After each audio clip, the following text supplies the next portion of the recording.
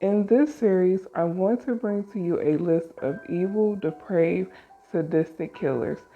People who, in the end, got exactly what they deserve. Let's get to the list. Four bodies found this morning in Dover. The victims may be the wife, children, and grandchildren of the gunman. The toll now stands at 16. Today's sadistic killer we will be covering is Ronald Gene Simmons. Ronald Gene Simmons was a retired Air Force sergeant. Over the Christmas holiday in 1987, he methodically executed 14 members of his family: 6 daughters, 3 sons, 2 grandsons, 1 son-in-law, 1 daughter-in-law, and his wife. He looked at me with that gun and pointed that gun on me. He had this just horrid grin on his face. And he looked mad. He just looked mad. And like a mad dog would look at you. A mad dog, a recluse, a weirdo, and a nice guy. All descriptions of this man. So far, Gene Simmons has said nothing to police, showed no emotion, except at the mention of family. When they would mention where his family was at, how we could contact his family, and this kind of thing, the investigator said the only thing then that he saw was his bottom lip would quiver. And the community is quivering too. Those who knew the family feel fear when they think of 16 murders in their small community and no motive. Around midday on December 26th, the remaining members of the family arrived for their planned Christmas visit. It was to be their last Christmas. The first to die was Simmons' son Billy and daughter-in-law Renetta.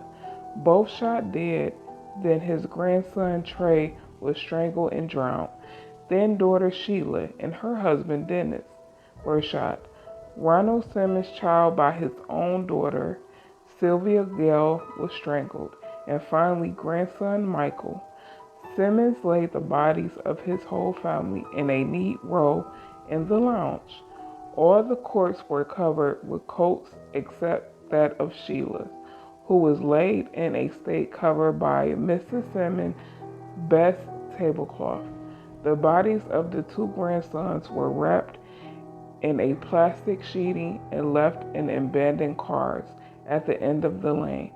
After popping out for a drink in a local bar, Simmons returned to the house and, apparently oblivious of the corpse lined up around him, spent the next 2 nights and the Sunday drinking beer and watching television. On the Monday morning, Ronald Simmons drove into Russellville and at a law office shot dead a young woman named Kathy Kendrick, who for some reason he blamed for many of his problems. Next stop on his murderous tour was an oil company office where Simmons shot dead a man named J.D. Schaffen and wounded the owner. He then drove onto a store where he shot and wounded 2 more people. Now onto another office where he shot and wounded a woman. And that was the end of his killing spree. Simmons simply sat in the office and chatted with one of the secretaries while waiting for the police. When they arrived, he handed over his gun and surrendered without any resistance. Wow. Not surprised that 14 people could be murdered here Christmas week in secret.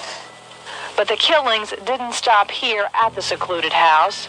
2, Jim Chafin and Kathy Kendrick, were murdered publicly in Russellville on Monday morning, bringing the total number of bodies to 16. Julie Murder and sentenced to death on May 31st by Arkansas's governor, later President Bill Clinton, signed Simmons' execution warrant, and on June 25th, 1990, he died as he had chosen to do by lethal injection. Well, another murderous family annihilator taken out the way he should have. My heart goes out to his family and those innocent souls. May their souls rest in peace. Now stay tuned. We have more sadistic murderers coming next.